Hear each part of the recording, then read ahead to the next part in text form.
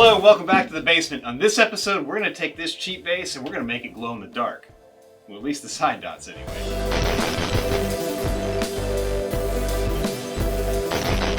This is going to be episode 4 of making this cheap Ibanez bass something special. So last episode, obviously, we put the pearl block inlays in it, and I absolutely love the way this thing turned out. Yes, like everything that I do, none of it's perfect. But man, it certainly gets the job done. The aesthetics are exactly what I wanted. I love the contrast. I wasn't sure about using these kind of opaque white pearl blocks, but I think with the white paint, I think it really ties the bass together with the black pickguard matching the black headstock. I think we're on the right track. So in this episode, we're gonna do something that I'm really not very good at, and that is making a nut from scratch. So I got these nut blanks off of Amazon. These are bone nuts. And I also got something else off of Amazon that I wanted to try. This little stupid piece of plastic. This thing was like $23. This is 2.5 millimeter diameter Luminlay side dot inlay material. I never knew they were that expensive. It looks like a cool thing, but all it is just a glow in the dark. It's just glow in the dark. It just makes your side dot inlays on the side of your neck glow in the dark, which is cool if you're on stage. Let me see if I can get this charged up real quick and get a picture of it. All right. Doesn't really show up very well on camera because I didn't really charge it that much, but here. This is supposed to be blue. All right, now you can really see it. So I just charged it on my cell phone for literally 2 seconds. Put it up against that bright light, and this is what you would be looking at on the side of your neck. So honestly, this is what you're paying for. It's just that luminescent side dot inlay, so you know where you're on your fretboard when you're playing a dimly lit stage. So that was just after charging it for about 2-3 seconds from my cell phone flashlight, and yeah, that's what this is. I honestly have no idea why this is so expensive. They make, paint like this for like gun sights and stuff, and I've got a couple vials of that. That was only like $10. And it would probably do just as well. You just, drill a hole and fill that hole full of the paint, and it'll probably do the exact same thing. But hopefully I can get, a couple of basses out of this.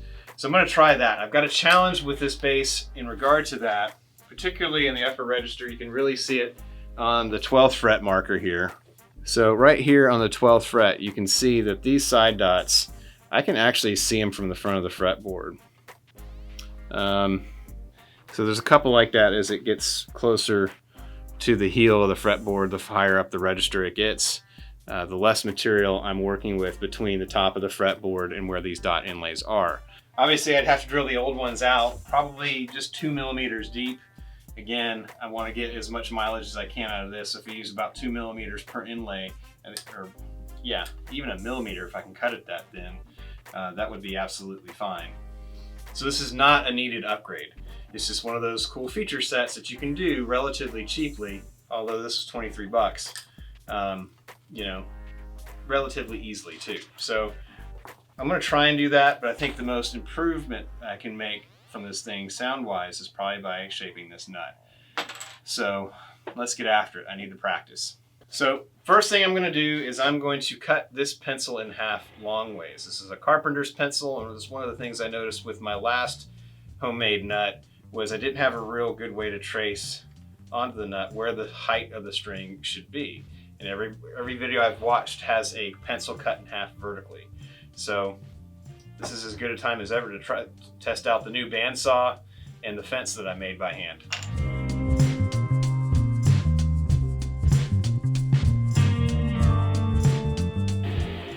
Cool.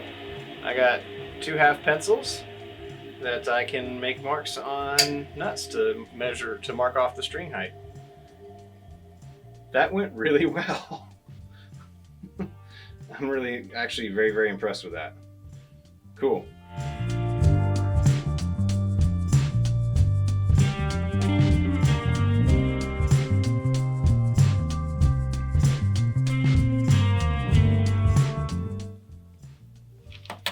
If anybody knows where to buy nut files for bass guitar string gauges, let me know, because I haven't really found any luthier supply places that carry them specific for bass string gauges. All right, let's see if I can bump this thing out.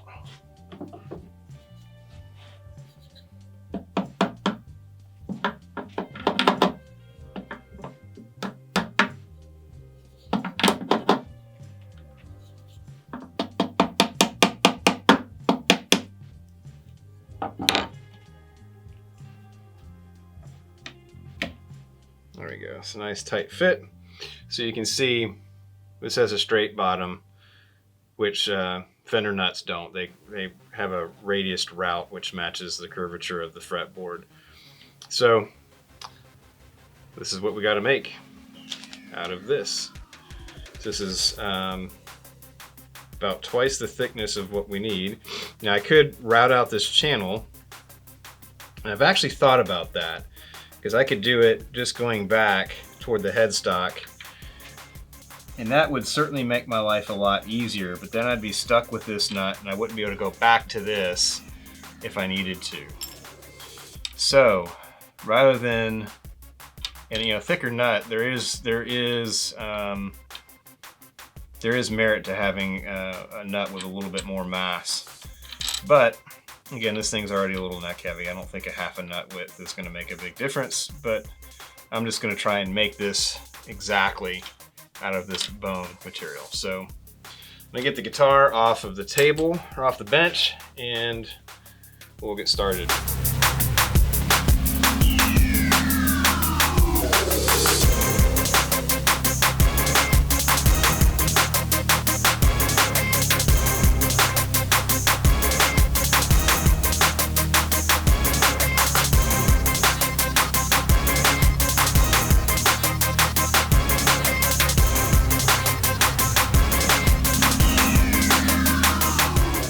Alright, so I was wearing a mask when I was doing that. I've got my air filter going up in the ceiling, and I was using the shop vac on the actual tool, and it still stinks. I mean, I don't know if you've ever tried grinding on bone, but it stinks.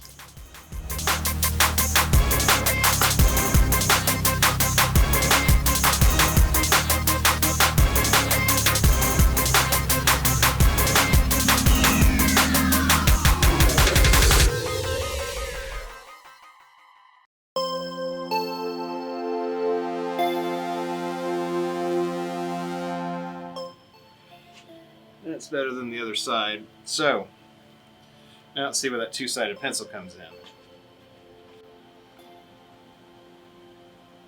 Oh, poo. It's not long enough. You gotta be kidding me. It needs to ride both of these frets, and it's too short to do that. Crap. Let me go make another one.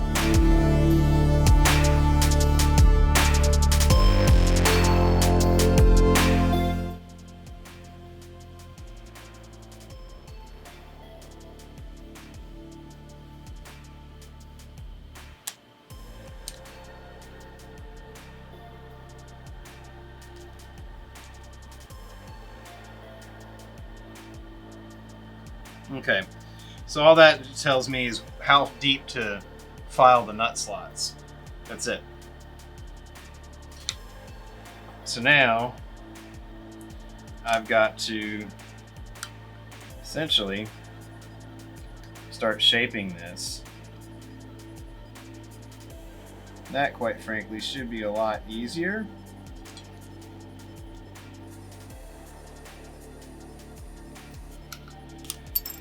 Alright, so I got the profile traced out. I'm going to get it close with the belt sander, and then I'm going to switch to files.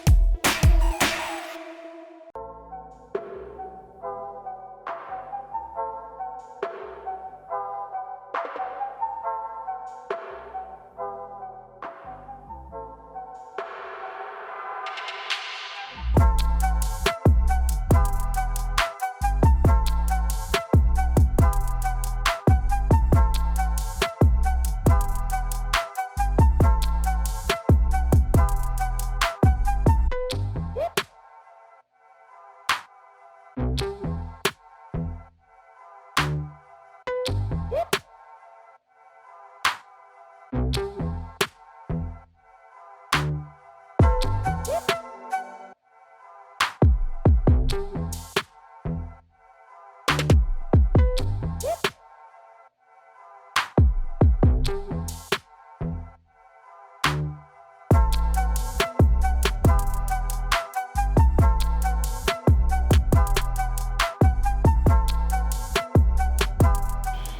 right, let's polish her up. What am I going to use? Probably some Jeweler's Rouge and Dremel tool.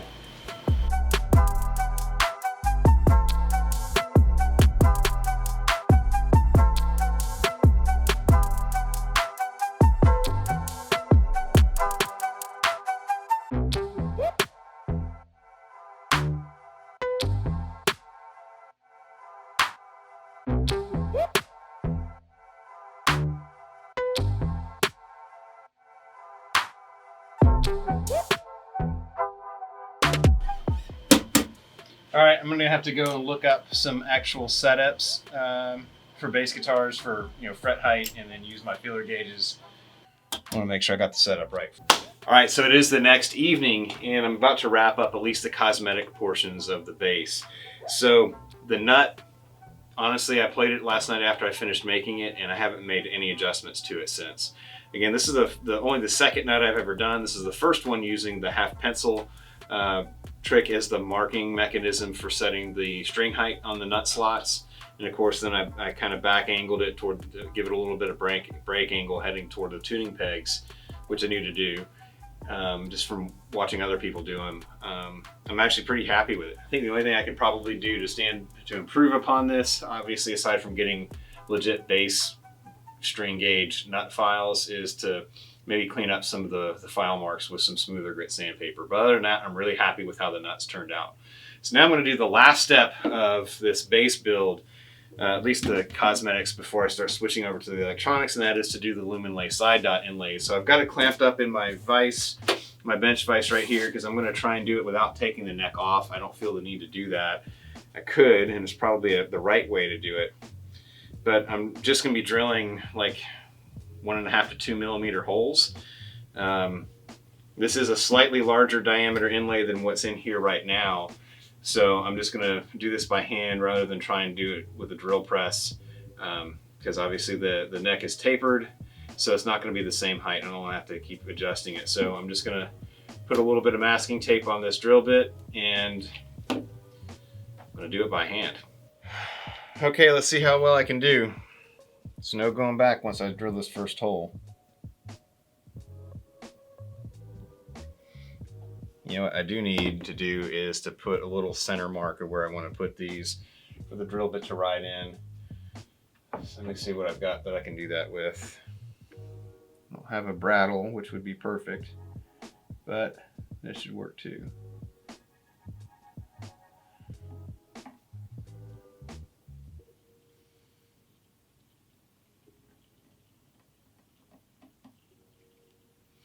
Let's see how well that works.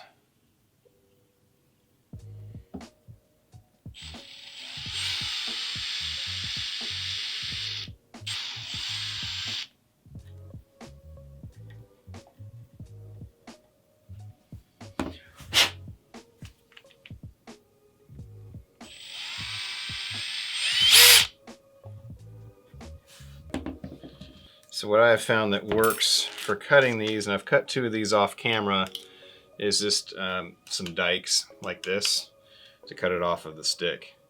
So these don't need to be super thick.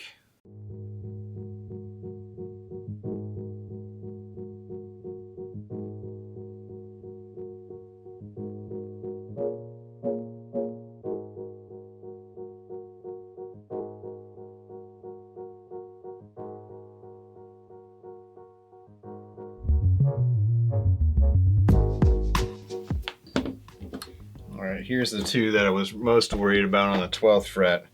You can see, let me get a zoom in on that.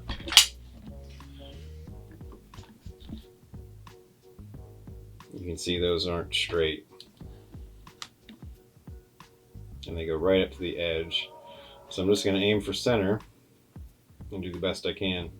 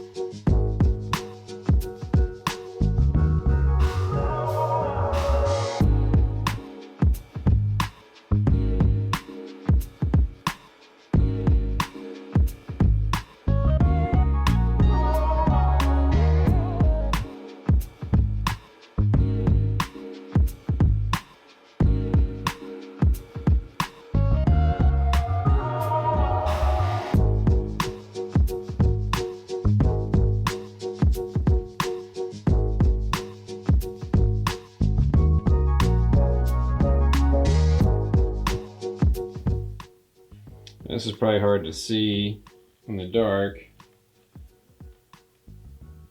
but these fret markers are glowing.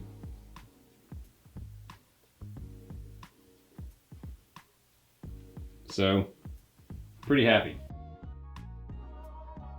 All right, everything is together. I've actually gone to a gig rehearsal and back, and I took this instrument and I played it.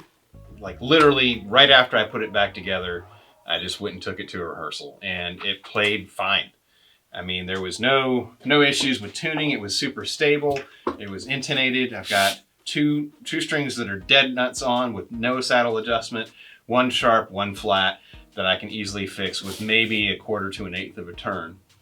So I'm very, very happy with how this nut turned out. This is definitely, I've only done 2 nuts from scratch. This is definitely the better of the 2 for sure. Definitely recommend having that half pencil. I'm sure there's way easier ways to rip a pencil in half other than the way that I did it on a bandsaw. But I was just looking for an excuse to test my new resaw fence that I made. But anyway, the side dot inlays, I think they're cool. I had a couple of center punches that were off center for where they needed to be. Either that or my drill bit wobbled a little bit off of center, and I've got a couple that are not really where I want them to be. So not the cleanest execution. I do like these glow-in-the-dark fret markers. They look pretty, they work pretty well.